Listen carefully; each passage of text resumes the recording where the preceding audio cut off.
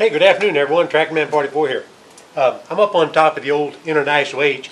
I fired it up last fall, so it's been about 6 or 7 months since I had it running. It's been inside the shed the whole time, just the whole winter was just messed up with all kinds of other projects.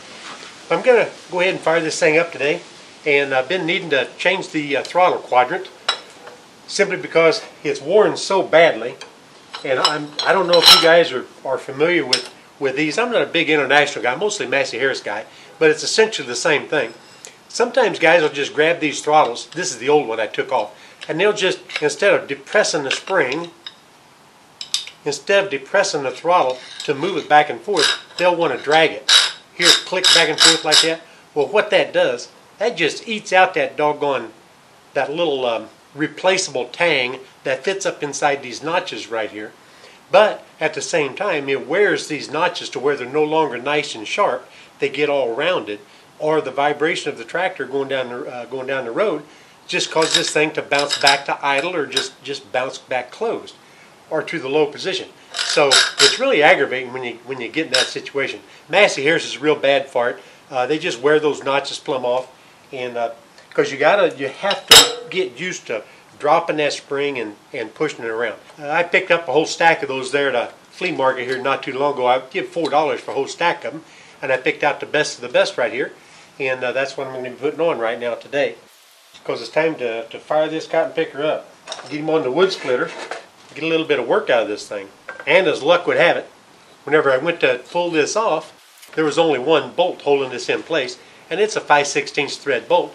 And so I got to looking around, and the other side over here is completely level, and I just thought it was impacted with filthy grease and everything, but it was right in line with this second hole.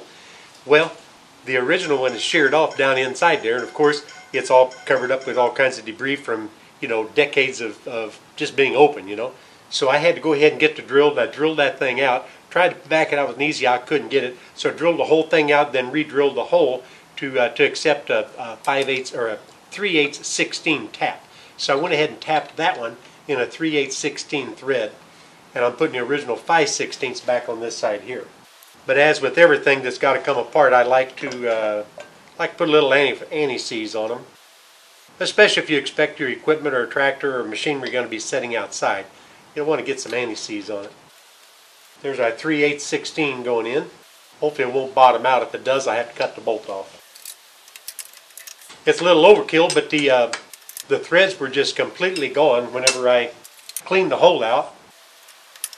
So there's no choice but to re-drill it for the next size bigger. In this particular case, from 5/16 you got to go to 3/8. Now it should stay in position. Before I'd put it at half throttle, I'd have to put a bungee cord on it to hold it in place. The vibration of the engine would just let it pop all the way back because there was nothing there to hold it in position. So that having been said, we're going to go ahead and dump a little gas into this temporary gas tank, and we're going to see if this thing will fire up.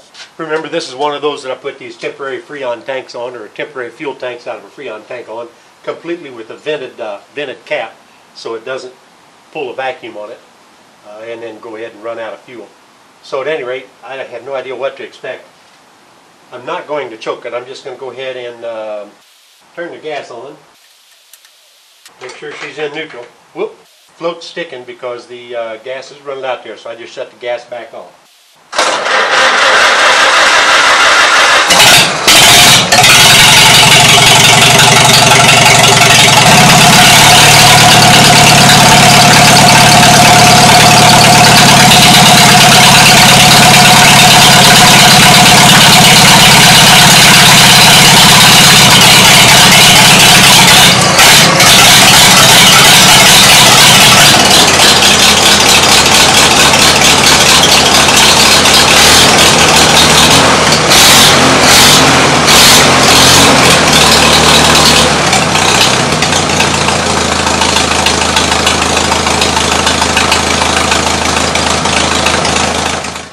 If you saw the first start on this this last year, you'll remember this is the one that I had to make that bracket for this smaller one-wire alternator go on here and convert it to 12 volt, and then put the voltmeter instead of an ammeter in the control circuit, so we can actually see the static voltage when you turn the key on.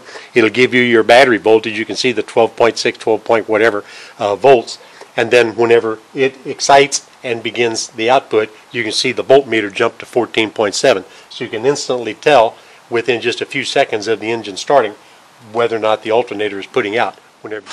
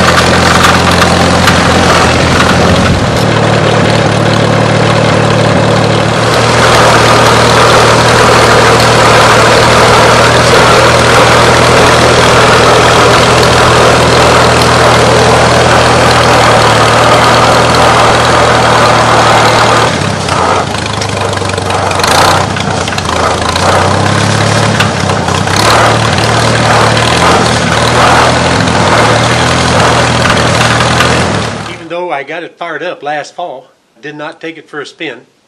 The other one, the 1940, is the one that we took out and went riding around on, if you saw that video. And a buddy of mine actually turned in to be a pretty good friend, actually bought it from me. I met him here on YouTube. So that one's going to a different home. This one here is going to be a keeper. I'm going to keep this one around for quite some time. I've got a new set of fenders, never been installed, brand spanking new from the 40s or 50s, whatever. That the old timer I got this from bought those fenders and never installed them. This has got real good tires on it, power takeoff shafts in good shape. Got a little grumbling in the rear end. I gotta check the rear end grease and all that stuff, you know.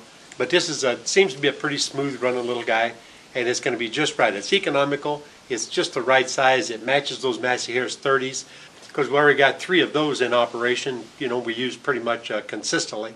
So this little H will just kind of blend right into the mix, you know. Like I said, this is the first time it's rolled a wheel, even though I did get it fired up last fall when I did that alternator change. I just never got around to going for a drive in it. Matter of fact, I just now figured out the transmission gear locations and everything. So it's real easy.